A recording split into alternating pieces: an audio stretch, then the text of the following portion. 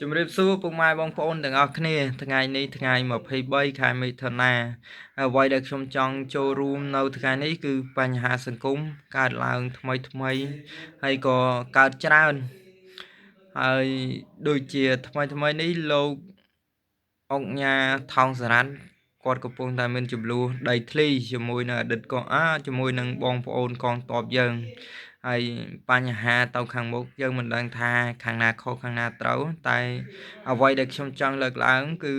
អំឡុងឆ្នាំ2014គឺលោកអង្គញាថោងសារ៉ាត់នេះក៏ល្បីមិនស្ទើរដែរនៅកណ្ដាលទីក្រុងភ្នំពេញវេលាម៉ោងប្រហែលជា9ឬក៏ម៉ោង10យប់ចឹងបងប្អូនដែលអ្នកតាមដានព័ត៌មានបងប្អូននឹងដឹងហើយទី2ពាក់ព័ន្ធនឹងការធ្វើសញ្ញាបត្រคล้ายៗរបស់លោកណនសីហាហើយអ្វីដែលខ្ញុំចង់លើកឡើងនោះការធ្វើសញ្ញាបត្រคล้ายៗវាខុសហើយតែអ្វីដែលសំខាន់មនុស្សដូចលោកណនសីហានេះក៏យើងអាចយកជាគំរូតាមឬក៏សរសើរផងដែរដែលគាត់មានទំនួលខុសត្រូវទោះបីជាគាត់រៀនមិនបានខ្ពង់ខ្ពស់តែបើយើងមើលទំនួលខុសត្រូវគឺខ្ពស់ជាងសញ្ញាបត្រដែលមនុស្សមួយចំនួនមានហើយខ្ញុំនិយាយបែបនេះខ្ញុំមិនកាន់ជើងអ្នកខូចទេក៏ប៉ុន្តែខ្ញុំកាន់ជើងនៅទង្វើដែលគេបានធ្វើកន្លងមកថាតើគេធ្វើបែបណាខ្លះសម្រាប់សង្គមជាតិហើយរឿងទី3យើងឃើញថាជារឿងហួសចិត្តមួយផងដែរដែលមន្ត្រីរបស់យើងរួមទាំងថ្នាក់ភូមិថ្នាក់ឃុំថ្នាក់ស្រុកគាត់ចុះទៅមើលប្រជាពលរដ្ឋមួយក្រុមដែលបិទផ្លូវនៅក្នុងខេត្តស្វាយរៀងហើយគាត់ឈរមើលពួក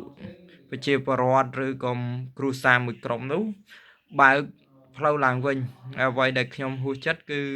ហេតុអីបានជាយើងមិនប្រើច្បាប់ឲ្យបានខ្លាំងក្លាក្នុងការអនុវត្តទី1ទី2ប្រសិនបើប្រជាពលរដ្ឋធ្វើអញ្ចឹងហើយយើងនៅតែបដិសេធឲ្យគាត់រួចខ្លួនថាតើច្បាប់បង្កើតមកមានន័យអីអានេះក៏អ្វីដែលខ្ញុំសួរហើយអ្វីដែលយើងនឹងតាមដានមើលថាតើប្រជាពលរដ្ឋមួយគ្រួសារហ្នឹងគាត់ពិតជារួចខ្លួនបន្ទាប់ពីគាត់បើកផ្លូវឡើងវិញឬក៏ចំណាត់ការបន្តបើសិនជាចំណាត់ការមិនមានចំណាត់ការណាមួយលើគ្រួសារហ្នឹងទេខ្ញុំគិតថាវាដូចជារឿងមួយដែលហួសហេតុពេកហើយឬក៏ជារឿងមួយដែលគួរឲ្យសង្វេគដែលយើងមិនបានប្រើច្បាប់ឲ្យបានតឹងតែងចំពោះមនុស្សដែលធ្វើខុសអញ្ចឹងខ្ញុំមានតែប៉ុណ្្នឹងទេជាចុងក្រោយខ្ញុំក៏សូមឲ្យបងប្អូនតាមដានព្រឹត្តិការណ៍សង្គមទាំងអស់គ្នាហើយយើងនឹងតាមដានមើលថាតើមួយគ្រួសារហ្នឹងគាត់នឹងទៅជាយ៉ាងណាបន្ទាប់ពីការបើកផ្លូវហើយអញ្ចឹងខ្ញុំសូមអរគុណច្រើននិងសូមជម្រាបលាបាទ